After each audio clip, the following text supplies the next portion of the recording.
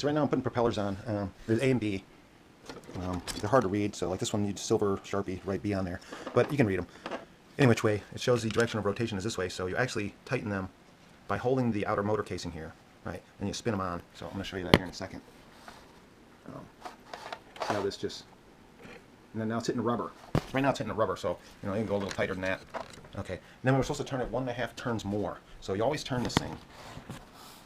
With the leading edge of the blades, if you push this way, it loosens it. So you want the sharp bottom edge is actually the rotation direction. So I'm going to go, here's a half a turn. There's a whole turn right about there. It feels like you're squeezing it pretty good.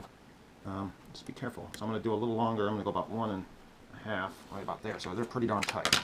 So my propellers are on. I'm pretty happy about that. I didn't break nothing yet. These gears seem a little flimsy. As you can see, they flex and stuff. And there's some rubber feet, which is kind of handy. The rest of it seems pretty sturdy, but I know by the rules of the FAA, at least here in the U.S., and this thing it is under 4 pounds. It is 4 pounds exactly. Anything under 4 pounds 4 ounces is considered a micro drone. So hopefully, if they pass the new ruling that they're working on, that you can fly this over people if you want. You're not supposed to fly it irrationally, obviously, but any which way, this will fall in the micro drone category, and it's still a pretty big, healthy chopper. I mean, it's got 13-inch blades. You know, that's about 9 inches right there. So it's got to be destructible, meaning this stuff breaks when it hits something. Can't be made of carbon fiber and steel and all this other stuff. So that's why it's kind of made a little flimsy. It's the rules. Okay, so it says here you install this cord. This obviously goes to the GoPro. This goes to, it looks like the gimbal, and this part goes to the 5.4 gigahertz audio connector. So, and they didn't say nothing about this dongle, but apparently it just pushes right in there. So that's what I'm going to do. Sorry, it's kind of hard to hold the GoPro at the same time. I don't know if it screws in. It looks like it just pushes in, so pushing, but it's not really sticking. Okay, so I'll fight with that here. I slipped this on. I made sure it locked here. Then I plugged in this. This is for the gimbal power. Okay, the antenna itself was a little bitch, so what I did is I grabbed the front of it and I kind of pushed on it with this screwdriver and it clicks in. Then you have this connector here that communicates, and there's a little connector down here, so I'll have to put the camera down to put that on. Then there's this flimsy little wire that connects to the GoPro, and the reason it's flimsy is so this gimbal can move around. Now I'm having a bitch of a time getting that connector on there. I don't know if it's the plastics or what, and it's real hard to tell which way to go, but you can't see it probably. But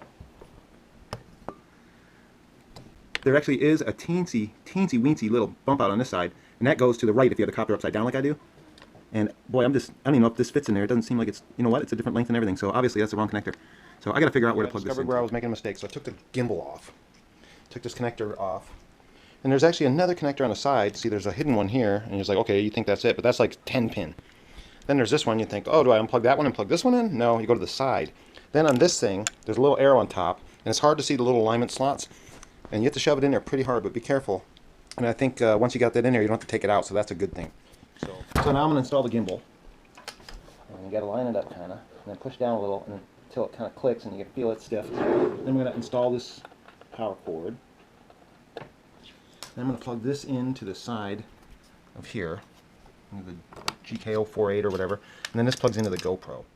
As far as installing the GoPro, you take the gimbal cover off, and then you slip this in from the back, and then it's really hard to see. But it came with this teeny little screw thing, which is easily lost. And that puppy screws into this little threaded hole. Let's see if I can get a good shot of that. Right here. So that's probably really hard to see. Anyways, you slip the GoPro in, and then you put that screw in there, and that holds it from falling out the back. It's pretty tight, the GoPro itself fitting in there, so it probably would be fine without it, but I wouldn't fly without it.